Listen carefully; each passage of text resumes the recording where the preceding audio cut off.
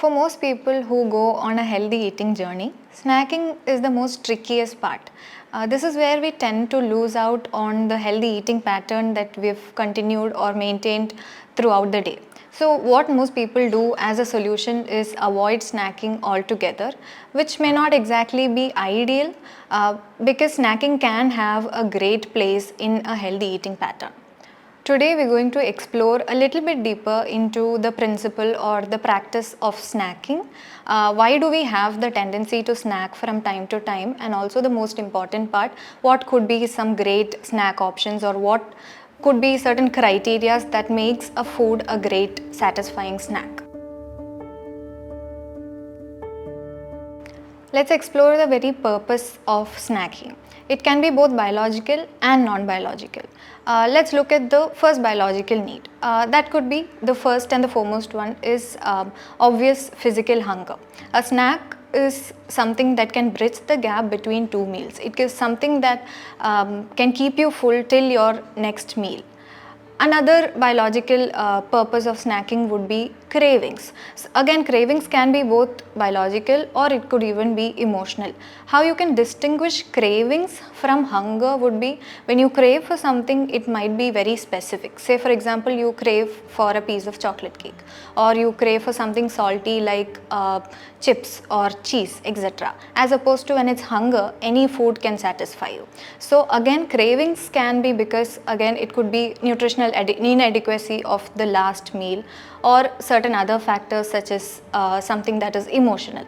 Another important but a very silly reason for snacking would be something as simple as boredom. Say for example, you're sitting at home, you don't exactly have anything to do. So what do you go for? You probably just go into your kitchen and check the fridge if there's something there.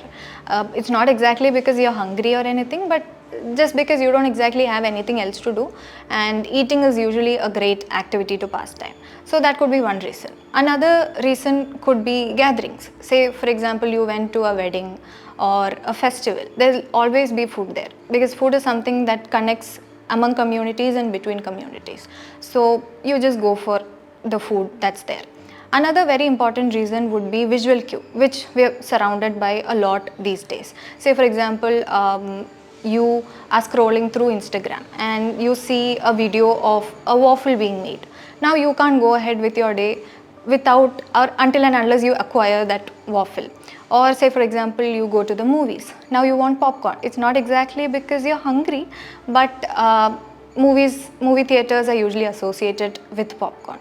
So this could be another reason. So your tendency to snack could be any number of reasons, any multiple reasons, but the important thing here is to identify why you need that snack and then accordingly nourish your body. What are some criteria that makes a healthy snack? Let's first look at the nutritional component of it. Okay, now the purpose of snacking itself, as we discussed earlier, is to keep you full or keep you satisfied till the next meal. The first criteria here would be to choose healthy fats and quality protein over refined carbohydrates. For example, when you snack on a biscuit or a piece of cake or a piece of chocolate bar, okay, you can go on and on. You'll probably lose count of how much you've eaten until you are uncomfortably full. This is not exactly because you don't have the willpower to stop. It's mostly because that food is designed to keep you eating. Another example would be energy bars, which is made of nuts and seeds, maybe some protein powder and other ingredients. Okay, so this snack has quality protein and healthy fats. Now protein in a food is what makes you full and healthy fat is what keeps you full. Is your snack emotionally satisfying to you or is it very bland? Usually people associate healthy foods with something that is bland or flavorless or tasteless. It need not be like that.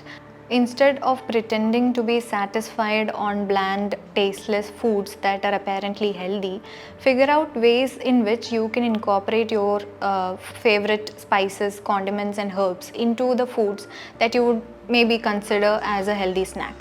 A great example here would be plain nuts. So plain nuts, as we all know, is a great snack because it has great nutritional value. But again, like the name suggests, it's plain. So it's probably, for some people it's probably bland. What you can do here is one of the greatest snacks of our country is mixture. So you can take all the spices of a mixture and put it into the nuts, maybe saute it in some ghee, and this becomes extremely flavorful. Another important criteria when it comes to healthy snacking is not exactly the food itself, but the mindset that you're in while you're eating. Usually when we're eating, we're not just eating, we're also probably doing something else. Say for example, you're scrolling through Instagram, or you're watching something, or you're responding to somebody's text, or you're checking your email, etc. So when you're eating, you're also in an extremely stimulated environment where all the senses are engaged. In this scenario, it's very hard for you to recognize the signals that your body is giving you to stop eating or telling you that the body is full. Leptin, also called the satiety hormone, is what gives you the sense of or the feeling of fullness, or what gives you the sense of satiety. When you're in an extremely stimulated environment, you will not be able to recognize the signal that leptin is giving you, and you just keep eating. When we talk about healthy snacking, fried foods are usually not even in the picture. And when I ask, what is it that makes fried foods unhealthy, the answer is very obvious. It could be the oil that is being used in the food, or maybe the amount of oil that is being used. But what if I say this is not true? It's not really the amount of oil that is being used that makes it unhealthy, but it's the kind of oil that is being used and how you treat that oil that matters. Let's look at how you can make fried foods in a much healthier way using oil. The first factor is cooking medium, that is the oil that is being used when you're frying the food. It is always better or healthier to use coconut oil for frying purposes instead of sunflower oil, because coconut oil is much more heat stable, it has a high smoking point, and it is an anti-inflammatory oil. The next factor is cooking method. You can opt to choose heat stable oils, and you cook it in a low to medium temperature in a way that it does not produce a lot of smoke, and also make sure that you are not reusing the oil that you used.